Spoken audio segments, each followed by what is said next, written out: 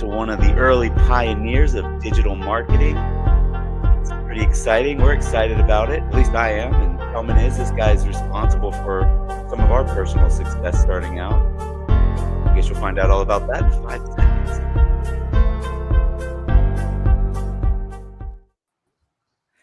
Hey, everybody. Welcome to episode, looking for it, 68, I hope. That's right. 68 of the Tellman and Fellman show. My name is Harris Fellman. And I'm Tellman Knutson, and we are here with one of my earliest and most pivotal mentors in marketing, Alex Mandossian. This should be awesome. I'm really looking forward to this. So I'm going to just read. Since 1993, Alex Mandossian generated nearly $417 million in sales. It's actually 416,807. No, I don't know what the number is in sales and profits for his marketing students, clients, and joint venture partners on 6 different continents. He's best known by international thought leaders for teaching students from evolving nations, third world nations, how to profit from first world digital marketing strategies. That's amazing. Best-selling author Harvey Mackay acknowledges Alex as the Warren Buffett of digital marketing because of his ability to make money for his students and joint venture partners. And also, Alex, I hope you're not nearly as old as Warren Buffett yet, but I guess it kind of works. He has. You're probably not even as old as me. He's shared the stage with greats such as Richard Branson, Larry King, Tony Robbins, Marianne Williamson, Robert Kiyosaki, Suze, Ormand, Mikhail, Gorbachev, the Dalai Lama, who did not try to kiss him, and 2 U.S. presidents, which will remain nameless for now. As a virtual trainer, whatever the air quotes means, with over 22,000 hours of training time and nearly 4,800 interviews. This is number 4,872, making that up, but it'll work. Alex's lifetime goal, with his colleague Jack Canfield, who many of you are probably familiar with, is to influence training 1 million other trainers by his 77th birthday. Yours or Jack's? Mine. Yours. Oh. Everybody, please welcome Alex Mandossian. Awesome. What's up, Alex? If Harris, when I hear that from Harris, the first thing I think is I need to send that to my mother, Carol, who's 85, lives in Pasadena. At the time of this recording, I'll be seeing her for Thanksgiving dinner, and she still wants me to get a job. That's right. My tagline is digital marketing dinosaur, and I'm not trying to be funny about it. When I started, AOL would have busy signals trying to get online with dial-up, and most people don't even know what that means. So I'm with a hypnotist and a magician. I feel I'm out of sorts. My biggest and most frustrating thing is, I'm not going to name drop, but they're very big names in digital marketing, is I want you to be bigger than me. I want you to be wealthier than me. I want you to get more exposure and reach. That's what I've said over the years for about 30 years. And nothing is more annoying when it actually happens. And 2 of those people are with me right now. So thanks for starting where we left off last time about 10 years ago. Thanks so much. That's probably not true if we register every single year, I'm sure. Are you still up in Marin County? I lived there for many years. During COVID, I left, and I live in Arizona. So at the moment, I am sitting in Scottsdale, Arizona. I will talk about why I have a high ticket, one of a kind, cap on, and then why this little saying, slow is smooth, smooth is fast. I'm not part of the military, but if you are and you're watching or listening, thank you for your service. That has a very important premise for marketing. So let's dig into it. Yeah, right on. So by the way, I lived in Scottsdale for a year, and I lived in Pasadena for like 5 or 6. Yeah. Wow. So with my kids kind of grew up there before we moved to Costa Rica, Spain, and now I'm near London. Actually, that's where I'm sitting with you from. So anyway, what we like to do is we like to talk about past, present, future. So let's start with what's your origin story? Like what's your origin story? Entrepreneurial / marketing early beginnings. Okay. So I am on Madison Avenue at 635 Madison Avenue. They had a 13th floor. It was actually on the elevator, 13, which is very uncommon. So I felt 13 is a lucky number for me. So I felt, blessed, like, hey, the universe is conspiring for my greater good. That's called pronoia instead of paranoia. There's a book written about it. Love it. And so it's 1995. And for the past 3 years, I've been part of the infomercial and direct response television industry, which is buying media. So you have to buy. There's no free social. There's nothing like that. In fact, Google hasn't even been invented. Right. That's going to happen in 5 years. So basically, I'm sitting on a website and it looked very ugly, but I noticed that I was there for about half an hour. And I thought to myself, wow, if I was on the WOR Super Network, that would have cost me $60,000 for 30 minutes to sell an infomercial, whether it's a Ron Popeil food dehydrator, or it was a Thigh Master, which was a 1 and 2 minute spot at the time. We didn't have all the social media, so people would watch cable TV, and there were maybe 20 to 30 channels. And if you're Insomniac, you would have seen some of the commercials I helped write and co-produce. And so I was like this young maven who was really good at it, because what I would do was I would contact and interview the sales people, not all of them, but the assassins, the ones who were really good. Usually it's a double Pareto. Pareto principle is the 80-20 principle. Double Pareto, 20% of the 20%. Every sales organization has those people. That's 4%. Triple Pareto is 0.8%. And those people are entitled, so I don't talk to them. So I talk to the 4%. They are. And so what I learned is that if I have an offer that's high ticket, which I'm just going to say $10,000, which is how I started, then check this out. I can, compared to a $100 offer. Now, back in 1995, people were selling ebooks for $20. So I was mocked. I was ridiculed before it was accepted as self-evident 5 years later that, hey, it's high-end doesn't work. Well, that's not true. Why not go online to offline? That's engagement, right? I mean, shopping carts didn't work, and they would just time out because we didn't have a good internet service providing system. AOL, imploded, in my opinion, when the .bomb era, which was 2000, 2001, 2002 in the Bay Area. When I moved, so I had that up against me. But so I thought, how do I get them to a phone call?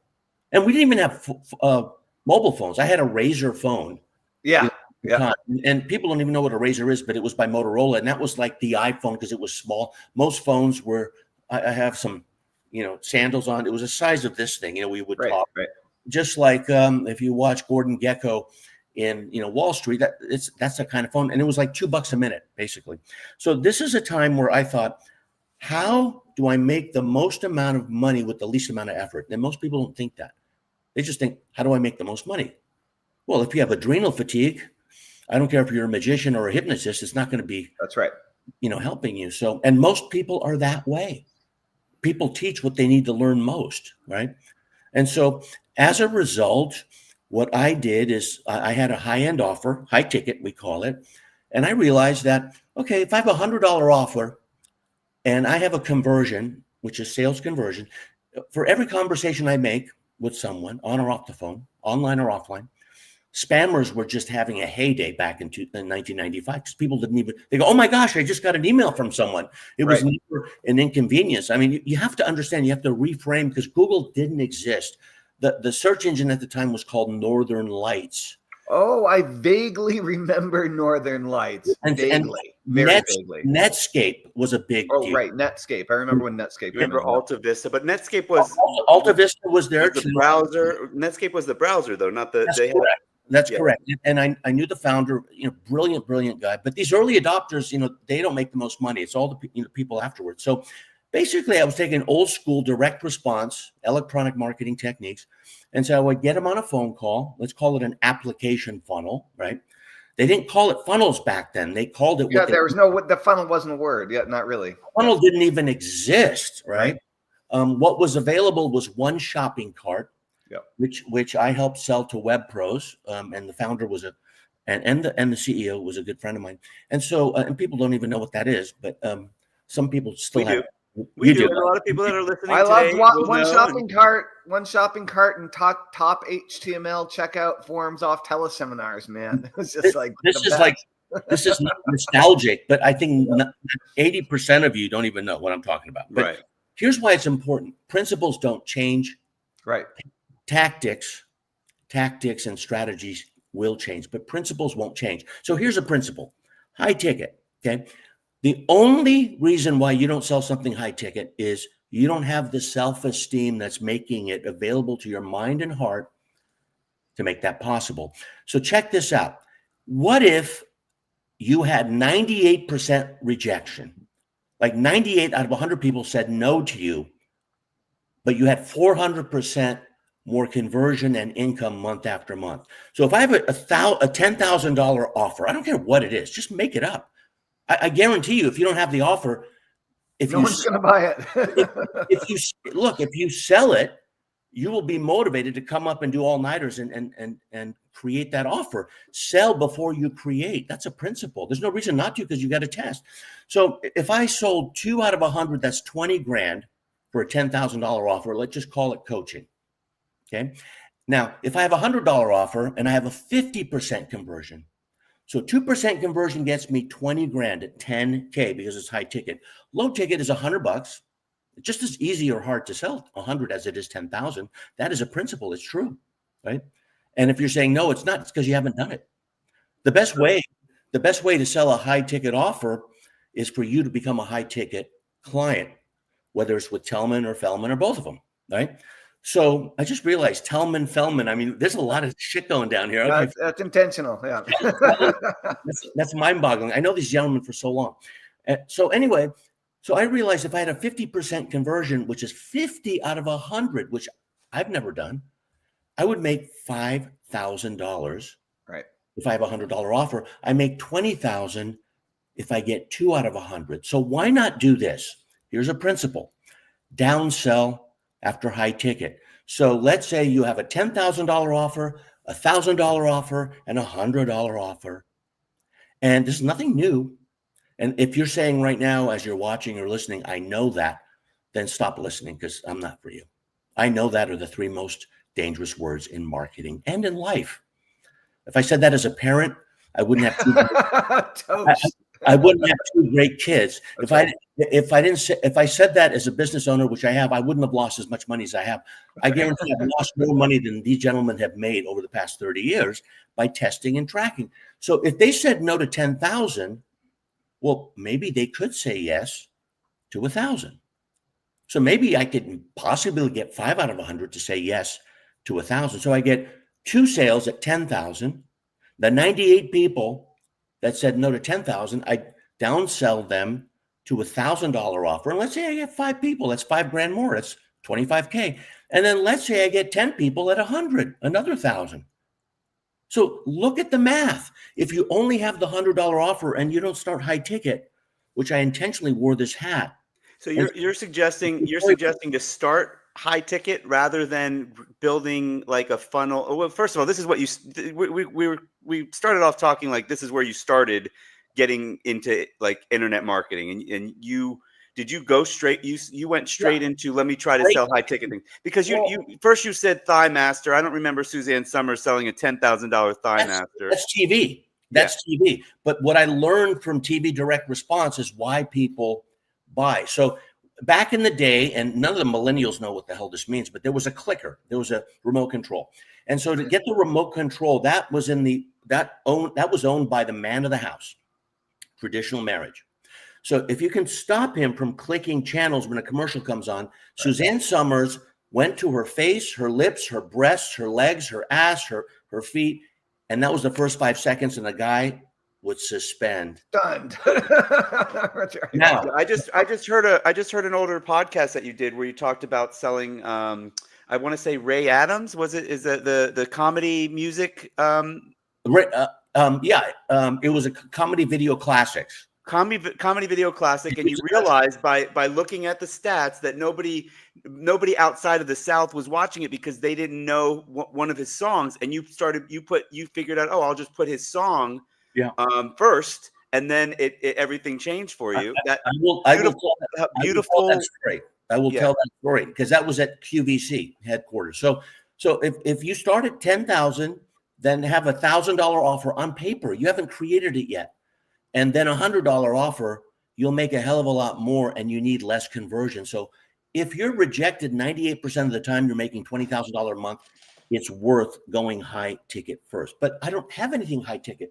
Well, what if someone talked to you an hour a day, 5 days a week for a month? That's right. Would you charge them 10 grand? Well, what am I going to talk about? I don't know. That's your problem, not mine. I'm just giving you the strategy. It's a self-esteem issue. You have more skill. And I say this on stage many times. I've been 2,300 stage presentations in 30 years. You are not as good as you think you are. You're better. So I'm not going to make this woo-woo because I have friends like that. We'll go to QVC. So back in the day, 1992, there was a guy named Ray who was a comedy singer. And I didn't know who he was, but he was very, very popular in the Bible Belt. And he also was famous for singing, "Everything is Beautiful." And that was the big, keynote song that he had. But he also had these weird songs like Ahab, the Arab, and all this stuff. He's a Southern guy. If you watch NASCAR races, you would know who Ray is. Okay, so I took him to QVC. Everyone is watching him. He's selling the living daylights out of a VHS video. People don't even know what that is, VHS. Okay, so there were two kinds, VHS and beta. VHS were better marketers, and they won. And so it was this massive thing you would put in a VHS recorder that would basically be like a DVD recorder, which we don't even have anymore. And we would watch the video. I mean, that's the way we did it back then, before 2000. And so he sold over 1 million on QVC alone because it was working on spot television. He was selling 1 and 2 minute spots. And so anything that worked on television, I would take it to QVC, which is kind of like a video and TV catalog where you can talk more about the stuff. And then there's also Home Shopping Network, which you can't put the same product, you would change it. So if you have a country line dancing video, then you would just change the name of it and go to HSN and make more money. What's the point? The point is if something is working, capitalize on that, extract as much nectar out of that fruit by going to other media sources, and don't just stop with what you know about. So that's what we did. And so what I did is on QVC, I watched certain things he said because I'm a copywriter. I'm a professional copywriter. So he would say certain things. Sometimes we'd have this mountain of sales that would come on the closed circuit TV because the fulfillment and the phone people were in the same building in Westchester, Pennsylvania.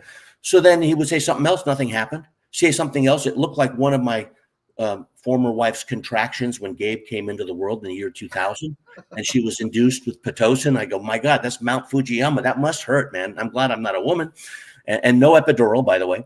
So I saw these mountain, sales that were happening. He said certain things, and then I took that. We redid the spot. We weren't selling in the main markets like Chicago or Dallas or San Francisco, Los Angeles. But everyone knew everything is beautiful. And in the spot, since we're selling to the Bible Belt, that was like 30 seconds into the spot. Right. And the final 15 seconds is no commercial. It's a blue screen with a phone number. There's no website. It's a phone number, man. So people would pick up the phone. By the way, the phone had a cord. It had a cord, and sometimes it had a dial. That's how old I am. And so can you imagine? There's no mobile phone. And so I put everything is beautiful at the beginning, and then we got more sunlight right. to disinfect the lack of sales in the big cities. So what am I saying? Just utilize the principles. These principles apply to you. Watch what's working, test and track. Jeff Bezos, I'm not big on his politics, but I'm really big on his way to eliminate friction for Amazon. And Amazon was around 1995. He split tests, A/B split test, 2,000 split tests a day. He multivariant split tests. I'm watching a. The reason I didn't bring that up is because sometimes it gets complicated. Yeah. Because he's got enough traffic to do it with. Like that's ultimately they always have, but once they had enough traffic, it's pretty devious. I mean, ultimately, like if you take the other side of it, and because I'm watching a Netflix documentary, it's a little anti corporate right now, but it's talking about how it's like everything on the page is being massively split test. Like, is the green button going to work? Is the placement, is this pixel, move it over a little bit? Like, they just test everything. And that's why it's such a good engine. Right. It is. And principle Science. number one, we just covered before, is, okay, if something is working in one media format, apply it to another media format. Right. Different. So we went from TV to QVC. If you can get good data on what's working with certain words and communications, principle number two, test your copy. Okay. Test your messaging. The message is about 30 to 40% of the sale. And so what's important here is, Alex, I don't know how to test. Well, find out. Test something 1 week at a time. Split test 1 week at a time. You'll get, if you get 150 people to view it, that's a good standard deviation to test which one worked, okay, to get 150 clicks. And then when you get better, what am I split testing today? That's 365 split tests a year. I guarantee you will 10x your business if you ask that world-class question for 3 years in a row, day after day, where you work. What am I split testing today? Yes, but split, especially in the early days of when you're figuring your business out or figuring direct response out for yourself, split testing everything you can think of, just whether or not there's any statistical significance. It's like part of the creative act of marketing is trying different things and seeing where the water flows. And this, you're seeing where the cash flows, right? And you make discoveries that don't make any sense in some cases. But yeah, I mean, you can do simple stuff, just like testing the background color, right? Testing a headline. Here's another principle. Let's say that you're hired and you have an agency, or you pretend to have one, okay?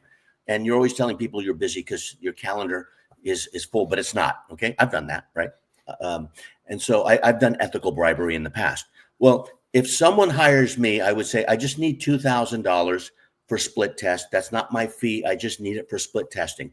What I do, and let's say it's an ear and hearing enhancement device like Miracle Ear, for example. So the first thing I would do is use the $2,000, the $2,000 to physically go. Now we can do Zoom, but I had to fly to do this. I would find their best salespeople, the absolute best salespeople they had, and I would just record. Now I was going to say tape record, but people don't know what tape recording is. I would digitally record what those people said when I said, "Hey, sell me this product." Right. Then I would go home and I would take 2 weeks, so it looks like I'm doing something, and I would say, "Look, here's the copy. If you think it's worth 25K, you can pay me." Okay, 25K is a filler. If you think it's worth 10K, pay me. If you think it's worth 5K, pay me. But you can't use it. If you don't want to hire me, that's fine. But if you don't hire me, you can't use it. But here's the copy that I have. Where did that copy come from? It's from the greatest minds who have gotten all the objections and have found the combination to convert. So that's another principle. Go to the proven sales process instead of trying to figure out on your own. Creativity and originality is the most dangerous words in marketing, gentlemen. You know? Yeah. And the only thing worse than going in the wrong direction in business is going in the wrong direction enthusiastically. And you can't read a label from outside the jar. You're outside the jar. So go in the jar. Go outside the jar. If you're inside the jar, you can't read the label from inside the jar. That's the quote. And then come outside by just interviewing these salespeople. That's right. Well, Alex, do I get paid by just interviewing their salespeople? Why don't they do it? I have no freaking idea why they don't do it, but they don't. You know, Alex, this is a great segue to kind of where we bumped into each other, right? And so, I mean, so just to sum this up for what's that? I remember that moment. I remember where I was, and I remember what you were doing. Oh, well, hit it. I mean, actually, before we do that, I want to just make very clear for everyone that I had a virtual team that were all getting paid percentage. We had started building an email list. We had about 30,000 people on the list, and I was making something less than 10 grand in commissions every month. And I was frustrated, and that meant we were each getting paid about $1,000 a month. and we saved an additional $3,000 roughly for expenses, for upgrading computer gear, software, marketing courses, all this kind of stuff. And I don't remember the exact moment we met, but I do remember when I signed up for the first class of Teleseminar Secrets that you rolled out, and that implementing that training, taking it live, going through it. And I was young, I was hungry. I was definitely looking to prove something, and I was stuck. And it 10x'd in 3 months. It 10x'd our monthly income. We went from 10 grand to 100 grand a month when we started applying the principles that we learned from you. So just a little backdrop for anybody. Like, it was a really, really big deal. Like, it was transformative. So what was that like from your side? I was just going to say, like, I see a connection between what we were just talking about a little bit ago, which is, you started online, and you immediately were like, because it was difficult to sell back then, like with the process online, you're like, okay, let me get them on the phone. And then that's a direct thread in my mind to, well, instead of selling just one person on the phone, how can I sell 10 or 20 or 50 or 100? And that's with this concept and do so by interviewing people. Did you come up with the idea of doing that? Do you think, I mean, maybe somebody else did it at the same time, but did you think you caught that from somebody? I guess it's an infomercial. How can I do an infomercial on the phone? That's very insightful. To both of you that you mentioned that. So appointment-based marketing is just that. It's a webinar where someone is making an appointment and not downloading a mind map or a checklist or a directory. They're giving you the most precious thing they have. Every tombstone has a birth date and a death date. My father passed in 2021. I had the honor of watching him with my son, 3 generations in one room, watching his soul rise in Glendale, California. And it was an honor. I look at death a little differently than a lot of Americans, maybe more Tibetan. And so there's a birth date and a death date. And in between those 2 dates, there's a dash. And that dash is your life, my friends. And so you want to make your dash count. And so how do you make the dash count? It's through experience. Experience is the only teacher. I'm a parent. If you've ever had adolescent kids, you can't relate to someone who hasn't had adolescent kids, right? Or teenagers, right? If you haven't had kids, you can't relate to someone that hasn't had kids. I love my dog friends that try to relate, and I'm like, nope. Sorry. I'm a single dad at the moment, and I'm good with relationship, but I will only date a divorced mom with empty nester kids. Exactly. Yeah. I can't have young kids at home because I can't relate to that at this time in my life. So here's the Alexism. Experience is not the best teacher. Experience is the only teacher. Mm-hmm. And so the way I look at that is, if you have an appointment-based marketing effort, that's a webinar, or it's a virtual sales letter, a video sales letter, a VSO, long form or short form. One thing you did for me, Tellman, is you convinced Russell Brunson, who couldn't afford my course, to take it.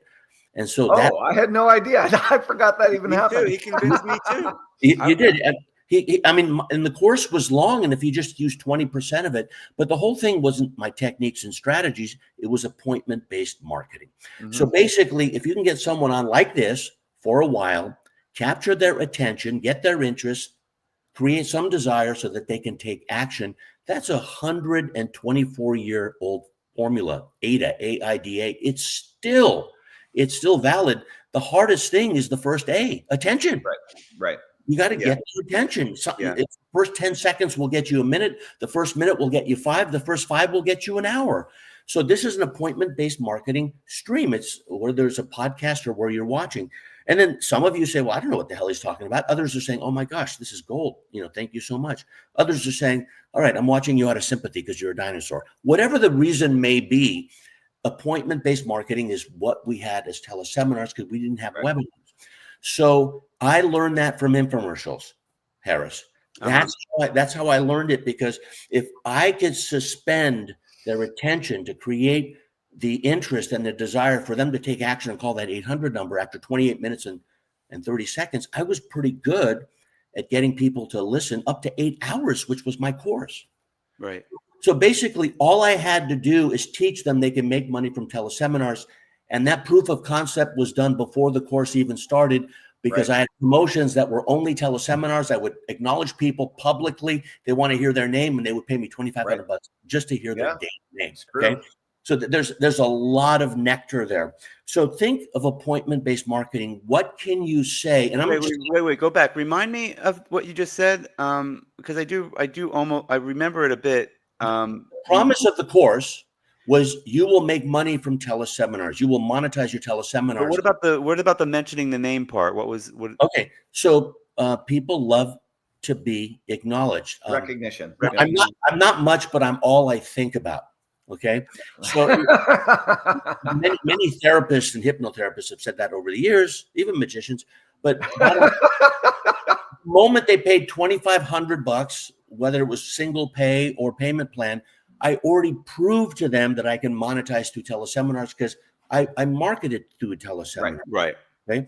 So if you can demonstrate, now, what are the best infomercials? Slicer, dicer, the Ginsu knife, all the demos. Right, the Thigh Master. You'll look like Suzanne Summers. Most people don't even know who Suzanne Summers is. I don't think she's living anymore. Maybe not. The important thing is demonstrate to them. Okay. Now, if you can't physically demonstrate through a story.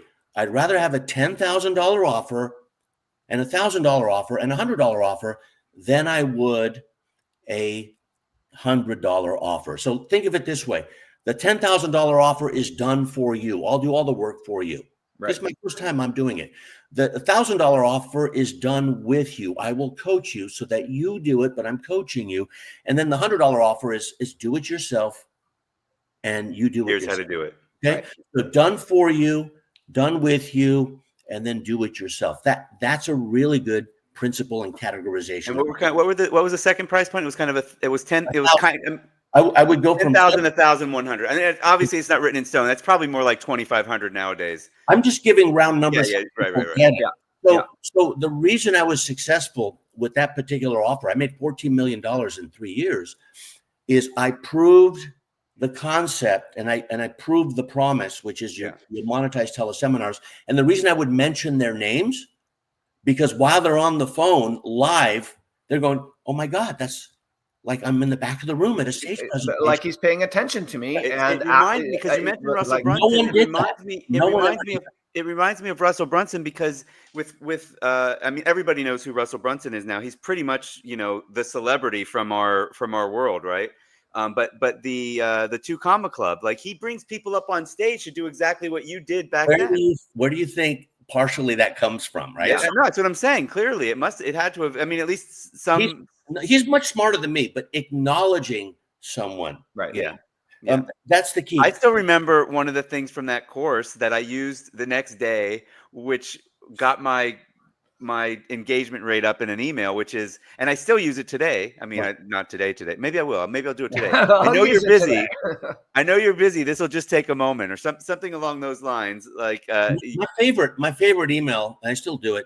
If someone hasn't opened an email in 40 days, I just used that figure. It's over a month.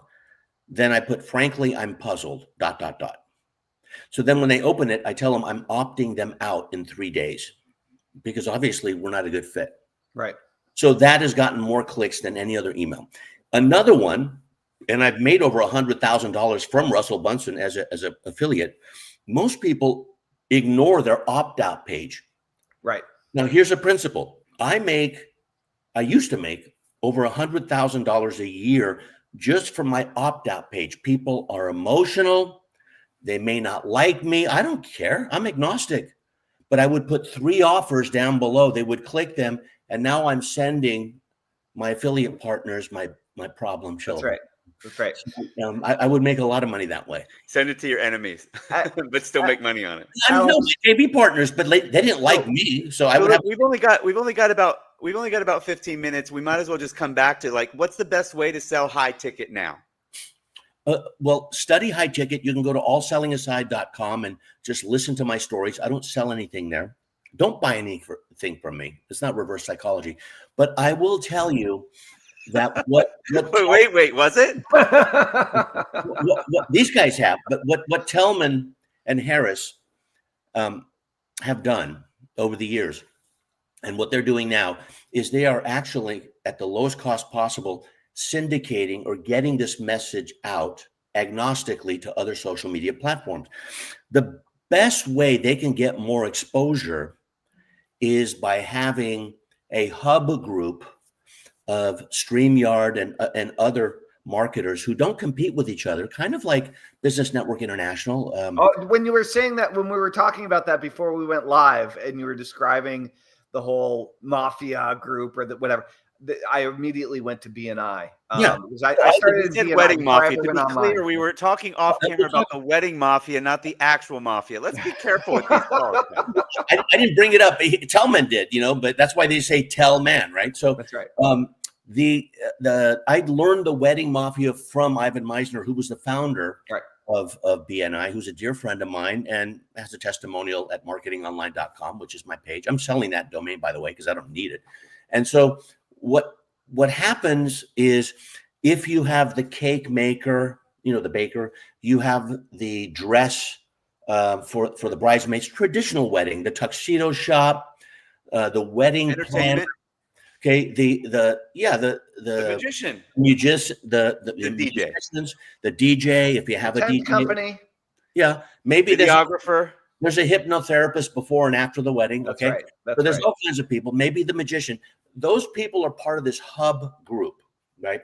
And he actually has written a book about this. But if you had a hub group of 5 to 9 people who did what you're doing and don't compete with you, they complement what you do, I guarantee you'll have some friction with 2 or 3 of them, and then you'll change them out. You just always have to have a plan B, have a bench of people waiting, But bottom line is, you'll get a lot more exposure with every single exposure that you put out. So right now you're limited to your own skill, but if you could magnify that with 5 to 9 other people, in my experience, 2 of those 9 will get you more exposure than you have. So anyone who's watching or listening, if you think you're a good candidate, or you think someone who's a good candidate, these are very generous gentlemen.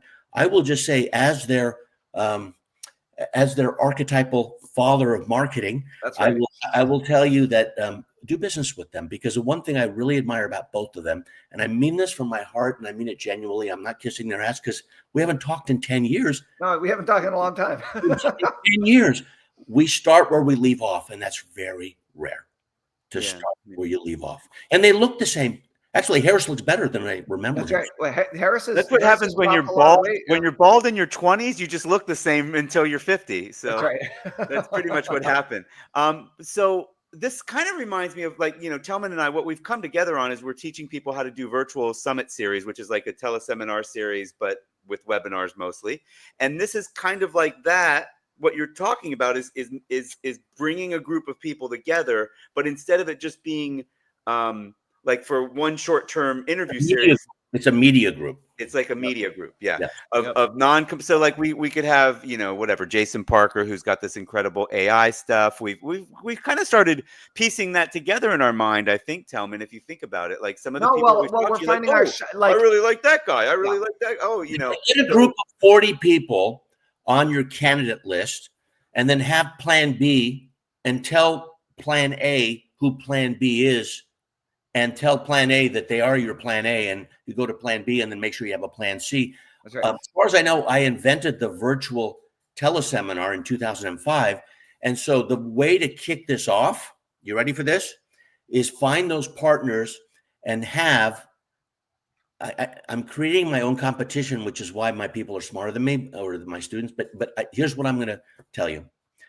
Between December 26th and December 30th is the best 5 days of the year. Everyone is home. Media is at its best because it doesn't cost anything. And I've known this for 35 years, gentlemen and ladies who are here, and whoever else in between. I got to be careful these days. So bottom line is, if you had a predictions StreamYard event with 5 other partners, that is a great way to kick off 2025 of getting more exposure, visibility, and marketing reach. So the best way is to challenge someone. in public. And here's the thing. You don't want to have these offers that are like imitation crab. They look expensive, but they taste like shit, right? Do the real deal. You don't need a parachute to skydive. I've skydived before. You don't need a parachute. You need a parachute to skydive more than once. So that's right. So the parachute that you can pack for yourself is between the 26th of December and the 30th, no matter what religious convictions you have. Everyone is home. They will watch it, stream it one day, build it up, and then make that the focus for the Q1 of 2024. When we were talking about the appointment economy, Alex, I just recently did an experiment that worked really well. This reminds me of, and it's very usable by our viewers, which is I went ahead and, so I sell marketing stuff and do all my marketing stuff, but I still have my hypnosis business, right? And I do a lot of money mindset stuff with people. And it's been a long time since I made a special offer on private hypnosis sessions and where I changed anything up at all. And I did a pay what it's worth to you special offer for one-on-one hour-long private hypnosis sessions to see how it would go, and no minimum cap on how much people could pay. And this applies to anybody, regardless of where you're selling along the spectrum, whether you're selling something for 10 grand or 25 grand or 100 grand, or whether you're selling something for $100, or even if the only thing you have is your time and you're just working with people with one-on-one sessions. I put it out there, and one of the reasons is because I've experienced enormous market resistance for people signing up for strategy sessions, breakthrough calls, label it however you want. It's a sales call, right? Mm-hmm. And I've noticed resistance for people filling out an application, resistance for people scheduling in on their calendar link, resistance for people actually showing up to the call that they scheduled in. And so I had 100% show up rate on all of the hypnosis sessions that people booked, and people paid everywhere from $3 to $250. And so they took the appointment very seriously. They were there on time. They were interested. They were pleasant. They wanted to solve their problem. And so I really like your appointment economy piece. And I would encourage people, if you have nothing else to sell, that during the end of the year, if you do a predictions thing, offer a private session to do what you do. Right. And if you're afraid of offering it or you don't know what to sell it for, let people choose what they're going to pay you. Don't take that time off either, like work. Like the biggest beef I have with marketers, and I have the right to say this because I am older, and that is they confuse correlation with causation. So what does that really mean? Correlation with causation. Something is related versus something happens because. In Latin, it's called post hoc propter, post hoc ergo propter hoc. After this, therefore, because of this. Now, forget what I just said. It probably is. You got to listen to it a few times, and I would just want to sound intelligent to you. But the academics will like it. But here's the thing: when something is correlated, doesn't mean it's the cause. So, what do you have to fight for these days? Is it attention? Is it interest? Is it desire? Is it action? It ain't action. It ain't desire. It is an interest. Spend 80% of your time on getting attention. How do you do that? Is create more resistance and friction up front so that they actually show up. Right. So use robotic and automated systems, whether it's a pre-framing call. That changed the lives of people I could name drop. Is before the webinar, there's a pre-frame call of, hey, this is not for you if, and this is for you if. Right. And so no one does that. They just get people to register, and then, if they get a 40% show up rate, that's good. Well, when the shovel of reality hits your forehead, the more time you spend in just presenting your offer versus trying to close them and have them take action on the offer, you will find that there's very little resistance. It's like tapping a rock 100 times. I don't use a sledgehammer and bust the rock in 100 pieces. I use a little hammer. I tap 100 times, and those are just touches. Touch, touch, touch, touch, touch. I have people begging me, what's your frickin' offer? I go, I'm so glad you asked, right? Right. So the only way to sell high ticket, you got to be a good receiver. Pain is inevitable. Suffering is optional. If you want to eliminate uncertainty in 2025, predict what's going to happen. Have a predictions broadcast, and it will change your life. Now, I'm not talking to you listening to this event. I'm talking to my two friends, Tellman and Harris, because I know, as smart as they are, sometimes they don't follow through on a good piece of advice. So I'm giving it publicly just to put more pressure on them. And if they want me on the call, I'll do it. But Great. the bottom We will absolutely. Did you learn this from him, Tellman? No, go ahead. Elaborate, Harris. Challenge people. You've done it quite a few times on our interviews. Yeah, you challenge somebody to do something on the call. He's just smart. I don't know if I learned it from Alex or not, but I like it. I doubt it. Yeah, you do. This doesn't make me uncomfortable. When Tellman does it, it's uncomfortable to me because it's by proxy. I'm doing it too, and he's very If he ended it with this Alexism, then it would be much more comfortable. What is this Alexism? You have a book or something? Yeah, Alexisms. Yeah, don't buy it. It's online somewhere for free, but it's called Alexisms. And here's one of them. It's like going to heaven without the inconvenience of dying. That's right. So that's I don't care what you believe in, but how about if hell on earth was heaven without the inconvenience of dying? If you just pre-framed and focused 80% of your energy on pre-framing and getting their attention, you know what you're doing? You are stopping them from getting attention elsewhere. Right. The inbox that is littered, the social media that is after them, the billboards on the freeway, if you get their attention, that is the greatest honor. And the greatest honor, the way to live in this world is to be the person you pretend to be. I didn't say that. Socrates did. So do that. Be the person that you pretend to be. Live by these principles. Go back, listen to the replay at 1.5 speed, because at the pace we're speaking, you can do that at no problem. I know that money can't buy happiness, but those of the people who think that haven't given enough of it away. Period. End of story. Full stop. I know. I do feel the happiest when I'm able to give some of it away. So it makes misery a lot easier to deal with too. That's right.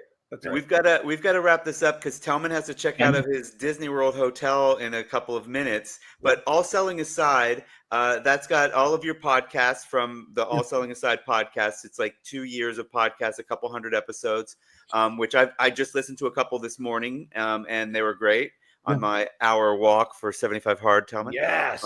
And then Tellman's got a couple of final questions for you. Yeah. I have two. Number one, Alex, on a scale of 1 to 10, how was your experience on the Tellman and Fellman show today? 9. Thank you. Our first non-10. I appreciate our first it. Honest answer. What would have made it a 10? What would make it a 10 is if you interrupted me more when I was interrupting you to make the point. All right. Next time we're on, I'm going to interrupt you a lot more. And then the second thing is, I know that we're free. We're freelancing and free for all here. If you just gave me an outcome that you want your viewers and listeners to experience, so I know the point B. The only way I can sell hope is to acknowledge there is a point B, and I didn't know what point B was. I was just going for straws. So that was you're being nice, calling it a 9. Then I think we need to nail it in at an 8. Let's be honest. It would have been an 8, but I love you both, and I am not agnostic when it comes to both of you. I'm sorry. Okay, fair enough. All right. Next question, Alex, is if you only had one nomination, who would you nominate to be the next special guest on the Tellman and Fellman show? Joe Polish. Boom. We haven't interviewed Joe yet, and he's definitely on our list. So we'll prioritize Joe. Joe's awesome.